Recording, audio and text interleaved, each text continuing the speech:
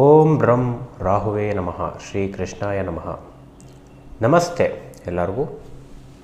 ವೀಕ್ಷಕರೇ, ಇವತ್ತು ಕೊನೆಯ 4 ಲಗ್ನಗಳ ಬಗ್ಗೆ ಮಾತಾಡೋಣ. ರಾಹು ಮೀನರಾಶಿಯನ್ನು ಬಿಟ್ಟು ಕುಂಭರಾಶಿ ಪ್ರವೇಶ ಆಗ್ತಾ ಇದೆ. 3 ಕ್ರಿಟೀರಿಯಾ ಮಾಡಿದ್ದೀವಿ, ದಯವಿಟ್ಟು ಡೇಟ್ನ ಬರೆದಿಟ್ಕೊಳ್ಳಿ. ರಾಹು ಮೇ 18ಕ್ಕೆ ಕುಂಭರಾಶಿ ಪ್ರವೇಶ ಆದರೆ 2026ನೇ ಇಸ್ವಿ ಡಿಸೆಂಬರ್ 5ನೇ ತಾರೀಕಂಟೂ ಕೂಡ 3 ನಕ್ಷತ್ರದಲ್ಲಿ ಪಾಸ್ ಆಗ್ತಾನೆ. ಯಾವುದ್ಯಾವುದು ಅಂತ ಹೇಳ್ತೀನಿ, ನೋಟ್ ಮಾಡ್ಕೊಳ್ಳಿ. ರಾಹು ಪೂರ್ವ ಭಾದ್ರಪದ ನಕ್ಷತ್ರ 18 ಮೇಯಿಂದ ನವೆಂಬರ್. ಹಾಗೆ ರಾಹು ಶತಭಿಷ ನಕ್ಷತ್ರ ಡಿಸೆಂಬರಿಂದ ನೆಕ್ಸ್ಟ್ ಇಯರ್ ಜುಲೈ. ಹಾಗೆ ರಾಹು ಧನಿಷ್ಠ ನಕ್ಷತ್ರ ಪ್ರವೇಶ ಆಗ್ತಾನೆ 2026ನೇ ಇಸ್ವಿ ಆಗಸ್ಟಿಂದ ಡಿಸೆಂಬರ್ 5. ಈ 3 ಕ್ರಿಟೀರಿಯಾದಲ್ಲೂ ಸ್ವಲ್ಪ ಚೇಂಜಸ್ ಬರುತ್ತೆ ಫಲಗಳು, ದಯವಿಟ್ಟು ನೋಟ್ ಮಾಡ್ಕೊಳ್ಳಿ. ರಾಹು ದಶ ಅಥವಾ ರಾಹು ಭುಕ್ತಿ ನಡೀತಾ ಇದ್ದರೆ ನಾನು ಹೇಳ್ತಕ್ಕಂಥ 30% ಫಲ ನಿಮಗೆ ಬರುತ್ತೆ. ಎಲ್ಲೂ ರಾಹು ದಶ ಇಲ್ಲ, ಭುಕ್ತಿ ಇಲ್ಲ, ನಿಮಗಿದು ಬರಲ್ಲ. ಅಂತರ್ಭುಕ್ತಿನಲ್ಲಿದ್ದರೆ ಸ್ವಲ್ಪ ಬರುತ್ತೆ. ದಶ ಮೈನ್, ಭುಕ್ತಿ ವೆರಿ ಮೈನ್.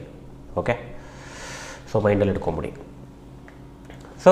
ಇವಾಗ ಧನುರ್ ಲಗ್ನದವರಿಗೆ ಹೇಗಿರುತ್ತೆ ಈ 1 ವರ್ಷ? 3 ಕ್ರೈಟೀರಿಯಾ. ಫಸ್ಟ್ ಕ್ರೈಟೀರಿಯಾದಲ್ಲಿ ಎಜುಕೇಷನ್ ಅಂತ ನೋಡಿದಾಗ ಮೀಡಿಯಮ್ ಆಗಿರ್ತಕ್ಕಂಥದ್ದು ಕಂಡು ಬರ್ತಾ ಇದೆ.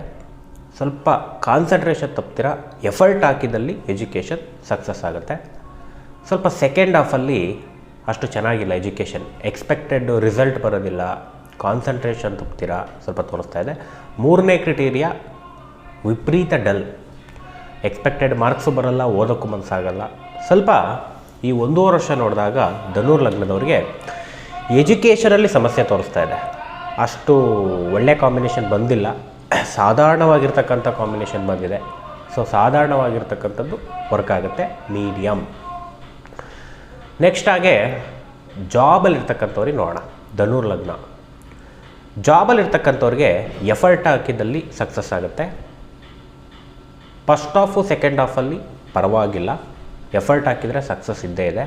3ನೇ ಕ್ರೈಟೀರಿಯಾ ಥರ್ಡ್ ಹಾಫಲ್ಲಿ ಅಷ್ಟು ಚೆನ್ನಾಗಿಲ್ಲ, ಜಾಬ್ ವಿಪರೀತ ಕಿರಿಕಿರಿ ಹೊಂಟೋಗುತ್ತೆ. ಯಾವಾಗ? ಆಗಸ್ಟಿಂದ ಡಿಸೆಂಬರ್ 2026ನೇ ಇಸ್ವಿನಲ್ಲಿ ಜಾಬ್ಗೆ ಅಷ್ಟು ಚೆನ್ನಾಗಿಲ್ಲ. ಜಾಬ್ ಕಳ್ಕೊಬೋದು, ಅಥವಾ ಜಾಬಲ್ಲಿ ಪ್ರೆಷರ್ ಜಾಸ್ತಿ ಆಗ್ಬೋದು, ಹಿಂಸೆಗಳು ಜಾಸ್ತಿ ಆಗ್ಬೋದು, ಸ್ವಲ್ಪ ಸಮಸ್ಯೆದಾಯಕ ತೋರಿಸ್ತಾ ಇದೆ. ಮುಂಚೆ ಸ್ವಲ್ಪ ಟೆನ್ಷನ್ಸ್ ಇರುತ್ತೆ, ಆದರೂ ಅಷ್ಟೊಂದು ಸಮಸ್ಯೆ ಇರೋದಿಲ್ಲ ಫಸ್ಟು ಮತ್ತು ಸೆಕೆಂಡ್ ಕ್ರೈಟೀರಿಯಾದಲ್ಲಿ. ನೆಕ್ಸ್ಟ್ ಹಾಗೆ ಬಿಸ್ನೆಸ್ಗೆ ಹೋಗೋಣ. ಫಸ್ಟ್ ಹಾಫಲ್ಲಿ ಅತ್ಯುತ್ತಮವಾದ ಒಂದು ಬಿಸ್ನೆಸ್ ನಡೆಯುತ್ತೆ, ಎಫರ್ಟ್ ಹಾಕ್ಬಿಟ್ರಂತೂ ಒಳ್ಳೆ ರೀತಿ ಬಿಸ್ನೆಸ್ ಆಗ್ತಕ್ಕಂಥದ್ದು. ಸೆಕೆಂಡ್ ಹಾಫಲ್ಲೂ ಸ್ವಲ್ಪ ಕಡಿಮೆ ಆಗ್ಬೋದು ಲಾಭ, ಬಟ್ ಎಫರ್ಟ್ ಹಾಕಿದ್ದಲ್ಲಿ ಮೀಡಿಯಮ್ ಲಾಭ. ಥರ್ಡ್ ಹಾಫಲ್ಲಿ ಸ್ವಲ್ಪ ಲಾಸ್ ಆಗ್ತಕ್ಕಂಥದ್ದು ತೋರಿಸ್ತಾ ಇದೆ, ತುಂಬಾ ಲಾಸ್ ಆಗುತ್ತೆ, ಹುಷಾರಾಗಿರಿ. ನಿಮ್ಮ ದಶಾಭುಕ್ತಿ ಅಂತಕ್ಕಂಥದ್ದು 70%, ಅಲ್ಲಿ ಡಲ್ ಇತ್ತು ಅಂದರೆ ಏನು ಮಾಡೋಕ್ಕಾಗಲ್ಲ. ಇದು ಸೇರಿಸಿ 100% ಬ್ಯಾಡ್ ಮಾಡ್ತಕ್ಕಂಥದ್ದು. ನೆಕ್ಸ್ಟ್ ಹಾಗೆ ಪ್ರಾಪರ್ಟಿ ವಿಚಾರಕ್ಕೆ ಹೋಗೋಣ. ಸೇಲ್ ಮಾಡ್ತಕ್ಕಂಥವ್ರಿಗೆ ಫಸ್ಟು ಮತ್ತು ಸೆಕೆಂಡ್ ಹಾಫಲ್ಲಿ ಲಾಭಾಂಶ ಕಡಿಮೆ ತೋರಿಸ್ತಾ ಇದೆ, ಆದರೆ ಸೇಲ್ ಆಗೋ ಸಾಧ್ಯತೆ ಹೆಚ್ಚು. ಥರ್ಡ್ ಹಾಫಲ್ಲಿ ತುಂಬ ಕಡಿಮೆ ರೇಟಿಗೆ ಕೇಳ್ತಾರೆ, ಸೇಲ್ ಮಾಡೋಕ್ಕೆ ಮನಸ್ಸಾಗಲ್ಲ, ಕೊಟ್ಟರೆ ಕೊಡಬೇಕಲ್ಲ ಅಂತ ಸುಮ್ಮನೆ ಪರಿಸ್ಥಿತಿ ಕೊಡಬೇಕಷ್ಟೇ. ಆ ರೀತಿ ಒಂದು ಕಾಂಬಿನೇಷನ್ನು. ಪ್ರಾಪರ್ಟಿ ವೆಹಿಕಲ್ ಸೇಲ್ ಮಾಡೋರಿಗೆ ಯೋಗ ತೋರಿಸಿದ್ರು ಕೂಡ ಲಾಭಾಂಶ ಕಡಿಮೆ ಇದೆ ಈ 1 ವರ್ಷ. ಇಲ್ಲ ನಾನು ಮನೆ ಚೇಂಜ್ ಮಾಡಬೇಕು, ಬಾಡಿಗೆ ಮನೆ ಚೇಂಜ್ ಮಾಡ್ಕೋಬೋದು, ಇಲ್ಲ ಸ್ವಂತ ಮನೆಯಿಂದ ಬಾಡಿಗೆ ಮನೆಗೆ ಹೋಗ್ತಕ್ಕಂಥದ್ದು ಹೆಚ್ಚಾಗಿ ತೋರಿಸ್ತಾ ಇದೆ, ಏನಾದರೂ ಕೆಲಸ ಕಾರ್ಯಗಳಿದ್ದರೆ. ನೆಕ್ಸ್ಟ್ ಮದುವೆ ನೋಡೋಣ. ಮದುವೆಗೆ ಅತ್ಯುತ್ತಮ. ಫಸ್ಟ್ ಹಾಫಲ್ಲಂತೂ ವರ ವಧುವರು ಸೆಟ್ ಆಗ್ತಕ್ಕಂಥದ್ದು ತೋರಿಸ್ತಾ ಇದೆ. ಸೆಕೆಂಡ್ ಹಾಫಲ್ಲಿ ಮಾತುಕತೆ ಚೆನ್ನಾಗಿ ತೋರಿಸ್ತಾ ಇದೆ. ಥರ್ಡ್ ಹಾಫಲ್ಲಿ ಕೊಡೋದು ತಗೊಳ್ಳೋದ್ರಲ್ಲಿ ಅಥವಾ ಸಣ್ಣ ಪುಟ್ಟದ್ರಲ್ಲಿ ಕ್ಯಾನ್ಸಲ್ ಆಗೋ ಸಾಧ್ಯತೆ, ಮಾತುಕತೆಯಲ್ಲಿ ಕ್ಯಾನ್ಸಲ್ ಆಗೋ ಸಾಧ್ಯತೆ, ಮುರಿದು ಬಿತ್ತು ಅಂತ ಹೇಳ್ತಾರಲ್ಲ, ಹಂಗೆ ಥರ್ಡ್ ಹಾಫಲ್ಲಿ ತೋರಿಸ್ತಾ ಇದೆ. ಫಸ್ಟ್ ಹಾಫು ಸೆಕೆಂಡ್ ಹಾಫು ಅಂದರೆ 18 ಮೇಯಿಂದ ಜುಲೈ 2026 ಮದುವೆಗೆ ಎಕ್ಸಲೆಂಟ್ ಟೈಮ್. ಮದುವೆ ಜೀವನಕ್ಕೂ ಎಕ್ಸಲೆಂಟ್ ಟೈಮ್. ಮದುವೆ ಜೀವನ ನಮ್ಮದು ಗಲಾಟೆಯಲ್ಲಿ ಇದೆ ಅಂದರೆ ಸ್ವಲ್ಪ ಸಾಲ್ವ್ ಔಟ್ ಆಗುತ್ತೆ. ಥರ್ಡ್ ಹಾಫಲ್ಲಿ ಸ್ವಲ್ಪ ಸಾಧಾರಣವಾಗಿರ್ತಕ್ಕಂಥ ಮದುವೆ ಜೀವನ. ಆರೋಗ್ಯಕ್ಕೆ ಬರೋಣ. First half second half third half ನೋಡಿದಾಗ ಲೈಫ್ ಸ್ಟೈಲ್ ಡಿಸೀಸ್ ಬರ್ತಕ್ಕಂಥ ಸಾಧ್ಯತೆ ಇದೆ. ಜಾತಕದಿಂದ ಏನು ಮೇಜರಾಗಿ ತೋರಿಸ್ತಾ ಇಲ್ಲ, ಸ್ವಲ್ಪ ವಾಕಿಂಗ್ ಮಾಡ್ಕೊಂಡಿದ್ರೆ ನಿಮಗೆ ಹೆಲ್ತು ಚೆನ್ನಾಗಿರುತ್ತೆ. ಇಷ್ಟು ಧನುರ್ ಲಗ್ನ. ನೆಕ್ಸ್ಟ್ ಹಾಗೆ ಮಕರ ಲಗ್ನಕ್ಕೆ ಹೋಗೋಣ. ಮಕರ ಲಗ್ನದವ್ರಿಗೆ ಎಜುಕೇಷನ್ನು ಫಸ್ಟ್ ಆಫ್ ಆಲ್ ಅಷ್ಟು ಚೆನ್ನಾಗಿಲ್ಲ, ಎಕ್ಸ್ಪೆಕ್ಟೆಡ್ ಮಾರ್ಕ್ಸ್ ಬರೋದಿಲ್ಲ, ಸ್ವಲ್ಪ ಎಜುಕೇಷನ್ನಿಗೆ ಡಲ್ ಅಂತ ಹೇಳ್ಬೋದು. ಸೆಕೆಂಡ್ ಹಾಫಲ್ಲಿ ಸ್ವಲ್ಪ ಸಾಧಾರಣವಾಗಿ ಚೆನ್ನಾಗಿದೆ. ಥರ್ಡ್ ಹಾಫಲ್ಲಿ ಅತ್ಯುತ್ತಮವಾಗಿರ್ತಕ್ಕಂಥ ಎಜುಕೇಷನ್ ಸ್ವಲ್ಪ ಡಿಸೆಂಬರ್ 2025ನೇ ಇಸ್ವಿಯಿಂದ ನೆಕ್ಸ್ಟ್ ಇಯರ್ ಡಿಸೆಂಬರ್ 2026ನೇ ಇಸ್ವಿವರೆಗೂ ಎಜುಕೇಷನ್ ಅತ್ಯುತ್ತಮ. ಇಲ್ಲಿಂದ ಡಿಸೆಂಬರ್ವರೆಗೂ ಅಷ್ಟು ನವೆಂಬರ್ವರೆಗೂ ಚೆನ್ನಾಗಿಲ್ಲ ಎಜುಕೇಷನ್. ಆಮೇಲೆ ಸೂಪರ್. ಸ್ಟಾರ್ಟಿಂಗ್ 6 ಮಂತ್ ನೋಡ್ಕೊಳ್ಳಿ ಅಷ್ಟೇ, 6 to 8 ಮಂತ್ಸ್, ಆಮೇಲೆ ಸೂಪರ್. ಸೊ ಹೈಯರ್ ಎಜುಕೇಷನ್ ಮಾಡ್ತಕ್ಕಂಥವ್ರಿಗೆ ಒಳ್ಳೊಳ್ಳೆ ರಿಸಲ್ಟ್ಸ್ ಬರುತ್ತೆ. ಥರ್ಡ್ ಹಾಫಲ್ಲಿ ಬರುತ್ತೆ ಒಳ್ಳೊಳ್ಳೆ ರಿಸಲ್ಟ್ಸ್. ಫಸ್ಟ್ ಹಾಫು ಸೆಕೆಂಡ್ ಹಾಫಲ್ಲಿ ಅಷ್ಟು ರಿಸಲ್ಟು ಚೆನ್ನಾಗಿರಲ್ಲ. ಹಾಗೆ ಜಾಬ್ ವಿಚಾರಕ್ಕೆ ಹೋಗೋಣ. ಜಾಬ್ ಹುಡುಕ್ತಾ ಇರೋರಿಗೆ ಜಾಬ್ ಸಿಗುತ್ತೆ ಫಸ್ಟ್ ಹಾಫಲ್ಲಿ. ಫಸ್ಟು 6 ಮಂತಲ್ಲಿ ಜಾಬ್ ಸಿಕ್ಬಿಡುತ್ತೆ ಯಾರಾದರೂ ಹುಡುಕ್ತಾ ಇದ್ದರೆ. ಸ್ವಲ್ಪ ಕಿರಿಕಿರಿ ಹೆಚ್ಚಾಗ್ತಕ್ಕಂಥದ್ದು ಲೈಟಾಗಿ ತೋರಿಸ್ತಾ ಇದೆ ಫಸ್ಟ್ ಹಾಫಲ್ಲಿ. ಸೆಕೆಂಡ್ ಹಾಫಲ್ಲಿ ಅತ್ಯುತ್ತಮ, ಥರ್ಡ್ ಹಾಫಲ್ಲೂ ಕೂಡ ಅತ್ಯುತ್ತಮ. ಬಿಸ್ನೆಸ್ ಮಾಡ್ತಕ್ಕಂಥವ್ರಿಗೆ ಹಣ ಬರ್ತಕ್ಕಂಥ ಸಾಧ್ಯತೆ ಇದೆ ಫಸ್ಟ್ ಹಾಫಲ್ಲಿ. ಅಷ್ಟೇ ಇನ್ವೆಸ್ಟ್ಮೆಂಟು, ಅಷ್ಟೇ ಕಮಿಟ್ಮೆಂಟು, ಖರ್ಚು ಜಾಸ್ತಿ ತೋರಿಸ್ತಾ ಇದೆ. ಸೆಕೆಂಡ್ ಹಾಫು ಮತ್ತು ಥರ್ಡ್ ಹಾಫಲ್ಲಿ ಅತ್ಯುತ್ತಮ ಬಿಸ್ನೆಸ್, ಒಳ್ಳೆ ಬಿಸ್ನೆಸ್, ದುಡ್ಡು ಲಂಸಮ್ ಹಣ ಬರ್ತಕ್ಕಂಥದ್ದು. ಈ ವರ್ಷ ಡಿಸೆಂಬರಿಂದ ನೆಕ್ಸ್ಟ್ ಇಯರ್ ಡಿಸೆಂಬರ್ವರೆಗೂ ಅತ್ಯುತ್ತಮ ಟೈಮ್ ಹಣಕಾಸಲ್ಲಿ ಮಕರ ಲಗ್ನದವ್ರಿಗೆ. ಫಸ್ಟ್ ಹಾಫ್ ಸ್ವಲ್ಪ ಬರುತ್ತೆ ದುಡ್ಡು, ಆದರೂ ಖರ್ಚು ಸಣ್ಣ ಪುಟ್ಟ ಲಾಸಸ್ ಇದ್ದಿದ್ದೆ. ಆದರೂ 1 ವರ್ಷ ಮಕರ ಲಗ್ನದವರಿಗೆ ಹಣಕಾಸಿನ ಸಮಯ ಅಂತ ಹೇಳ್ಬೋದು. ಹಾಗೆ ಪ್ರಾಪರ್ಟಿ ಅಂತ ಬಂದಾಗ ಫಸ್ಟ್ ಹಾಫಲ್ಲಿ ತಗೊಳಕ್ಕೆ ಚೆನ್ನಾಗಿಲ್ಲ, ಲಿಟಿಗೇಷನ್ ಸಿಗಾಕೋತೀರ. ಮಾರೋಕ್ಕೂ ಅಷ್ಟು ಚೆನ್ನಾಗಿಲ್ಲ, ರೇಟ್ ಕಡಿಮೆ ಕೇಳ್ತಾರೆ. ಸೆಕೆಂಡ್ ಹಾಫಲ್ಲೂ ಅಷ್ಟು ತೋರಿಸಿಲ್ಲ. ಥರ್ಡ್ ಹಾಫಲ್ಲಿ ಮಾರೋದಕ್ಕೂ ಗುಡ್, ತಗೊಳ್ಳೋದಕ್ಕೂ ಗುಡ್. ಯಾವಾಗ 2026ನೇ ಇಸ್ವಿ ಆಗಸ್ಟಿಂದ December property sale and buy excellent time. Note ಮಾಡ್ಕೊಂಬಿಡಿ. ಫಸ್ಟ್ ಹಾಫು ಸೆಕೆಂಡ್ ಹಾಫಲ್ಲಿ ಕೈ ಹಾಕೋಕ್ಕೆ ಹೋಗ್ಬೇಡಿ ಯಾವುದಕ್ಕೂ, ನೆಗೆಟಿವ್ ಕಾಂಬಿನೇಷನ್. ಥರ್ಡ್ ಹಾಫಲ್ಲಿ ಸೂಪರಾಗಿದೆ, ನಿಮ್ಮ ದಶಾಭುಕ್ತಿ ಅಂತರ್ಭುಕ್ತಿ ಆ ಟೈಮಲ್ಲಿ ಚೆನ್ನಾಗಿತ್ತು ಅಂದರೆ ಬೈ ಮಾಡೋದಕ್ಕೂ ಸೂಪರಾಗಿರುತ್ತೆ, ಸೇಲ್ ಮಾಡೋದಕ್ಕೂ ಲಾಭ ಹೆಚ್ಚಾಗುತ್ತೆ. ಮದುವೆ ಜೀವನ ನೋಡೋಣ. ಫಸ್ಟ್ ಹಾಫಲ್ಲಿ ಅತಿ ಹೆಚ್ಚು ಸಮಸ್ಯೆ, ಕೋರ್ಟ್ ಕೇಸ್ಗೆ ಬೀಳ್ತಕ್ಕಂಥ ಸಾಧ್ಯತೆ, ತುಂಬ ಕಿರಿಕಿರಿ ಹೆಚ್ಚು. ಮದುವೆ ಜೀವನದಲ್ಲೂ ಕಿರಿಕಿರಿ ಹೆಚ್ಚು ಫಸ್ಟು ಒಂದು ಕ್ರೈಟೀರಿಯಾದಲ್ಲಿ. ಸೆಕೆಂಡ್ ಹಾಫಲ್ಲಿ ಅತ್ಯುತ್ತಮ ಮದುವೆ ಜೀವನ, ಥರ್ಡ್ ಹಾಫಲ್ಲೂ ಕೂಡ ಅತ್ಯುತ್ತಮ ಮದುವೆ ಜೀವನ, ತುಂಬ ಉತ್ತಮವಾಗಿರ್ತೀರ. ಈ ವರ್ಷ ಡಿಸೆಂಬರಿಂದ ನೆಕ್ಸ್ಟ್ ಇಯರ್ ಡಿಸೆಂಬರ್ ಮದುವೆ ಜೀವನ ತುಂಬ ಚೆನ್ನಾಗಿರುತ್ತೆ. ಅದಕ್ಕಿಂತ ಮುಂಚೆ ಚೆನ್ನಾಗಿಲ್ಲ. ಫಸ್ಟು 6 ಮಂತ್ ಕಾಪಾಡ್ಕೋಬೇಕು, ಜಗಳಕ್ಕೆ ಹೋಗುತ್ತೆ, ಆಮೇಲೆ ತುಂಬ ಚೆನ್ನಾಗಿರುತ್ತೆ. ಮದುವೆಗೆ ಹುಡುಕ್ತಾ ಇರೋರಿಗೆ ಹೊಸ ಸಂಬಂಧಗಳು ಬರ್ತಕ್ಕಂಥದ್ದು, ಮದುವೆ ಫಿಕ್ಸ್ ಆಗ್ತಕ್ಕಂಥದ್ದು ಈ ವರ್ಷ ಡಿಸೆಂಬರಿಂದ ನೆಕ್ಸ್ಟ್ ಇಯರ್ ಡಿಸೆಂಬರ್. ನೋಟ್ ಮಾಡ್ಕೊಂಬಿಡಿ, ಸೂಪರಾಗಿದೆ ಟೈಮ್ ಮದುವೆಗೆ. ಮುಂಚೆ ಕೈ ಹಾಕಕ್ಕೆ ಹೋಗ್ಬಿಡಿ, ಕೈ ಹಾಕಿದರೂ ಅದು ಸೆಟ್ ಆಗ್ತಿರಲ್ಲ, ಸಮಸ್ಯೆಗಳು ಹೆಚ್ಚು ಮಕರ ಲಗ್ನದವ್ರಿಗೆ. ಆರೋಗ್ಯ ಅಷ್ಟು ಚೆನ್ನಾಗಿಲ್ಲ ಫಸ್ಟ್ ಹಾಫಲ್ಲಿ, ಡೇಂಜರಸ್ ಟೈಮು. ಸ್ವಲ್ಪ ನೆಗೆಟಿವ್ ಕಾಂಬಿನೇಷನ್ ರನ್ ಆಗ್ತಾ ಇದೆ. ಬ್ಯಾಕ್ ಪೈನ್ ಜಾಸ್ತಿ ಆಗ್ತಕ್ಕಂಥದ್ದು, ಸ್ಕಿನ್ ಪ್ರಾಬ್ಲಮ್ ಜಾಸ್ತಿ ಆಗ್ತಕ್ಕಂಥದ್ದು ಕಂಡು ಬರ್ತಾ ಇದೆ. ಹಾಗೆ ಸೆಕೆಂಡ್ ಹಾಫು ಥರ್ಡ್ ಹಾಫಲ್ಲಿ ಅಷ್ಟೊಂದು ಸಮಸ್ಯೆ ಇಲ್ಲ. ಒಂದು ಹೆಲ್ತಲ್ಲಿ ಮೆಡಿಸಿನ್ ಸಿಗ್ತಕ್ಕಂಥದ್ದು ಅದ್ಭುತವಾಗಿರ್ತಕ್ಕಂಥ ಒಂದು ಟೈಮು. ಅಷ್ಟೊಂದು ಸಮಸ್ಯೆಗಳು ತೋರಿಸ್ತಾ ಇಲ್ಲ ಹೆಲ್ತಲ್ಲಿ. ಫಸ್ಟ್ ಹಾಫಲ್ಲಿ ಮಾತ್ರ ಸಮಸ್ಯೆ ತೋರಿಸ್ತಾ ಇದೆ ಹೊರತು ಆಮೇಲೆ ಸಮಸ್ಯೆಗಳಿಲ್ಲ, ತಲೆ ಕೆಡಿಸ್ಕೋಬೇಡಿ. ಸೊ ಇಷ್ಟು ಮಕರ ಲಗ್ನ. ನೆಕ್ಸ್ಟ್ ಕುಂಭ ಲಗ್ನಕ್ಕೆ ಹೋಗೋಣ. ಕುಂಭ ಲಗ್ನದವರಿಗೆ ಎಜುಕೇಷನ್ ಫಸ್ಟ್ ಹಾಫಲ್ಲಿ ಇಂಟೆಲಿಜೆನ್ಸಿಂದ ತುಂಬ ಚೆನ್ನಾಗಿ ಓದ್ತಕ್ಕಂಥದ್ದು, ಮಾರ್ಕ್ಸ್ ಬರ್ತಕ್ಕಂಥದ್ದು ತೋರಿಸ್ತಾ ಇದೆ. ಲವ್ ಮ್ಯಾರೇಜ್ಗೆ ಆಗೋರಿಗೆ ಸ್ವಲ್ಪ ಒಳ್ಳೆ ಟೈಮ್ ಅಂತ ಹೇಳ್ಬೋದು ಫಸ್ಟ್ ಹಾಫಲ್ಲಿ. ಹಾಗೆ ಸೆಕೆಂಡ್ ಹಾಫಲ್ಲಿ ಎಜುಕೇಷನ್ನು ಸೆಲ್ಫ್ ಎಫರ್ಟ್ ಹಾಕಬೇಕು, ಫೋಕಸ್ ಮಾಡಬೇಕು, ಬಟ್ ಅಷ್ಟು ಚೆನ್ನಾಗಿಲ್ಲ, ಸಾಧಾರಣ. ಸೆಕೆಂಡ್ ಒಂದು ಡೇಟಲ್ಲಿ ಡಿಸೆಂಬರ್ ಟು ಜುಲೈ. ಥರ್ಡ್ ಹಾಫಲ್ಲಿ ಎಜುಕೇಷನ್ ಇನ್ನೂ ಚೆನ್ನಾಗಿಲ್ಲ. ಸ್ವಲ್ಪ ಓವರಾಲ್ ನೋಡಿದಾಗ ಈ ವರ್ಷ ಡಿಸೆಂಬರಿಂದ ನೆಕ್ಸ್ಟ್ ಇಯರ್ ಡಿಸೆಂಬರ್ ಎಜುಕೇಷನ್ಗೆ ಅಷ್ಟು ಒಳ್ಳೆಯದಲ್ಲ, ಎಕ್ಸ್ಪೆಕ್ಟೆಡ್ ಮಾರ್ಕ್ಸ್ ಬರೋದಿಲ್ಲ, ಸ್ವಲ್ಪ ಡೌನ್ ಇದೆ. ಫಸ್ಟ್ ಹಾಫಲ್ಲಿ ಸ್ವಲ್ಪ ಚೆನ್ನಾಗಿದೆ ಅಷ್ಟೇ ಎಜುಕೇಷನ್. ವಿದೇಶಕ್ಕೆ ಹೋಗ್ತಕ್ಕಂಥವ್ರಿಗೆ ಸ್ವಲ್ಪ ಒಳ್ಳೆ ಟೈಮ್ ಕುಂಭಲಗ್ನ. ವಿದೇಶಕ್ಕೆ ನಾನೇನಾದರೂ ಹೋಗಬೇಕು ಅಂದರೆ ಅದ್ಭುತವಾಗಿರ್ತಕ್ಕಂಥ ಟೈಮು, ಟ್ರೈ ಮಾಡಿ.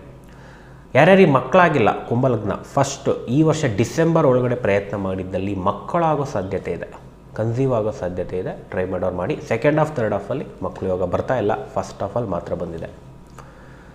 ಜಾಬ್ ಮಾಡ್ತಕ್ಕಂಥವ್ರಿಗೆ ಫಸ್ಟ್ ಹಾಫಲ್ಲಿ ಸ್ವಲ್ಪ ಕಿರಿಕಿರಿ ಇರುತ್ತೆ, ಬಟ್ ಆದರೂ ಮ್ಯಾನೇಜ್ ಆಗುತ್ತೆ. ಸೆಕೆಂಡ್ ಹಾಫಲ್ಲಿ ವಿಪರೀತ ಕಿರಿಕಿರಿ, ಥರ್ಡ್ ಹಾಫಲ್ಲೂ ಕಿರಿಕಿರಿ, ಟೆನ್ಷನ್ ಹೆಚ್ಚು, ಸೆಲ್ಫ್ ಎಫರ್ಟ್ ಜಾಸ್ತಿ ಹಾಕಬೇಕು, ಈಗೋ ಜಾಸ್ತಿ ಆಗುತ್ತೆ, ಸೆಲ್ಫಿಶ್ನೆಸ್ ಜಾಸ್ತಿ ಆಗುತ್ತೆ, ಹಿಂಸೆ ಜಾಸ್ತಿ ಆಗುತ್ತೆ ಜಾಬಲ್ಲಿ.